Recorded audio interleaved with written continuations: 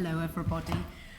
So I was talking to Colleen last week, and she certainly thought she was going to come first and give you the sort of global overview of digital identity, and then I was going to come in smoothly afterwards and talk about the approach of the British government.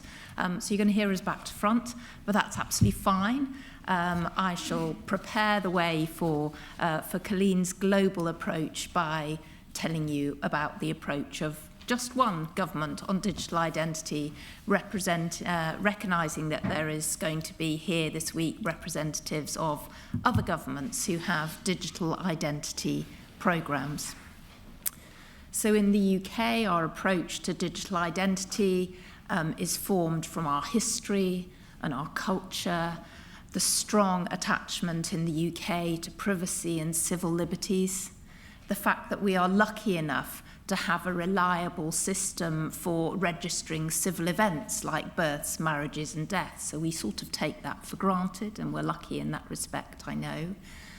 And also the fact that in the UK we have a very, very limited experience of organised and centralised identity management.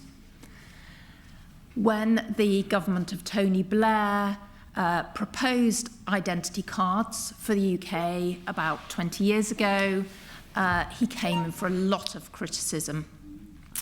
And the idea was put away when the government of David Cameron came in 2010. But then the world rolls on and the digital economy grows in pace, and digital identities just are out there. They are existing in the UK. They're existing because people want to be able to prove who they are and their eligibility to access services without needing to go and find a load of physical documents. They're there because they're really helpful for economically critical processes like getting a job, buying or renting a property, or opening a bank account. They're there because businesses recognise that a nice, smooth, secure digital identity process can save time and money. In the UK, the business of onboarding a new member of staff takes on average 27.5 days and costs £3,000. So if you could do that identity verification process in a matter of minutes, that's game-changing for businesses large and small. And in fact, market analysis has shown that in the UK we could save some hundreds of millions of pounds per year, maybe more, by doing digital identities well. Digital identities are recognised as being able to minimise data leakages if they're done well, and enhancing and safeguarding people's privacy, as well as improving access to public services. But in the UK, as in lots of other places, they're not standardised, they're not inclusive, they're not trusted, they're not permitted by law. So about 4 years ago, the British government decided to do something about this.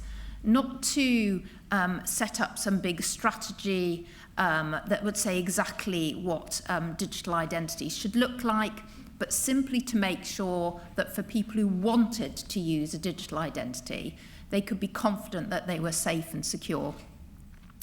So that's where our programme started, and it's based around this principle that digital identities for us aren't just a digital representation of an ID card. So sitting underneath that, the principles are that our approach is outcomes based. So the government is not trying single-handedly in Britain to set up a digital identity infrastructure. It's not trying to reinvent the wheel and say, oh, we know best how to do things. It's not trying to say that we in the British government have all the answers to every question to do with digital identity now. And that's because this market is evolving. It's evolving incredibly quickly, like the rest of the digital economy. Somebody was saying earlier that, there aren't always loads of IT experts in the government, and certainly we've had our fingers burnt in Britain on digital identity and identity in the past. So all we're offering to do is to do what governments do best, to set up the framework and to rely on industry experts to do what they do best, So that's where the technology expertise sits. There's already loads and loads of brilliant standards out there that can be useful for building a digital identity system. And there is a lot of knowledge, not just in industry, but also in civil society, about how digital identities should be so that people will feel confident using them and be able easily to use them. So those are the sort of principles sitting under our approach. And we are building a little ecosystem, nicely for the UK, that's got 4 foundation stones. We're not mandating a system, so we don't need a regulator, but obviously we need a public face for digital identities to increase trust and credibility. So we're going to have an office for digital identities and attributes called OFDIA, and it will own and keep up to date the UK trust framework of digital identity standards, the standards that show what a good digital identity should look like in the UK. And we're already building that. You can see a version of it in draft on the gov.uk website, the standards we think that are needed in the UK. And OFDIA, the Office for Digital Identities, will also own and oversee the certification framework that will assess organisations that want to be part of the trusted ecosystem. And then underpinning your governance, your standards and your certification in the UK, there's going to be some legislation. So we had a lot of debate about whether we needed legislation, but we thought, yes, there are some measures we need to put in place that will build trust and confidence in this ecosystem. So that's what we're doing. And that, as the foundation stones for digital identity in the UK, legislation, governance, standards and certification, that is also the basis for us for enabling digital identities to work internationally as well. So we've been planning for international interoperability of UK digital identities right from the start. We've embedded it into all our thinking, because the ultimate ambition surely is for people with a digital identity that's created in the UK to be able to use that with confidence when they go overseas, and for other nationals to be able to bring their digital identities into the UK and to be able to use those with confidence as well. So that's the end goal. But we need our secure and accessible system in the UK first, so that we can build onto that. And we are doing that building in 2 ways, and it comes down to standards in both cases. So our trust framework of standards that you can see on gov.uk, we have mined international organisations for all their knowledge and expertise on biometrics and cyber security, on data management and data minimisation. So organisations like the ISO, like the International Electrotechnology Commission, like the EU Cybersecurity Agency, the World Wide Web Consortium. We are constantly scanning and assessing the work that these organisations are doing, and then making sure that their guidance and their privacy frameworks go into what the UK is building.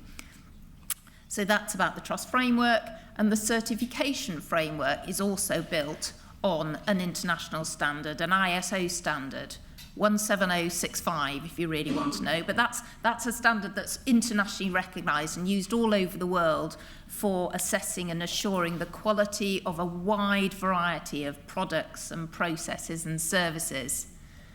So by embedding internationally recognised standards into our system, we want everybody to be able to see transparently what the UK is doing and to be able to quickly judge the alignment with the systems that they're developing in their own countries.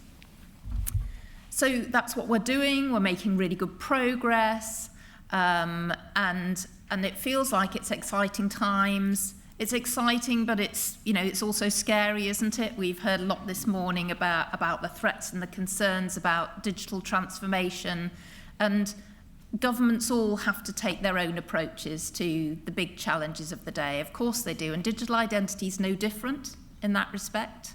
all your governments will have their own approach. And that's absolutely right, because, you know, digital identity is bound up in this emotive issue of how we see ourselves, how we want other people to see us, and how we want to feel validated within our communities and our societies. So I think it's very, very important that governments take their own specific approach to digital identity, what works best for their country and their people.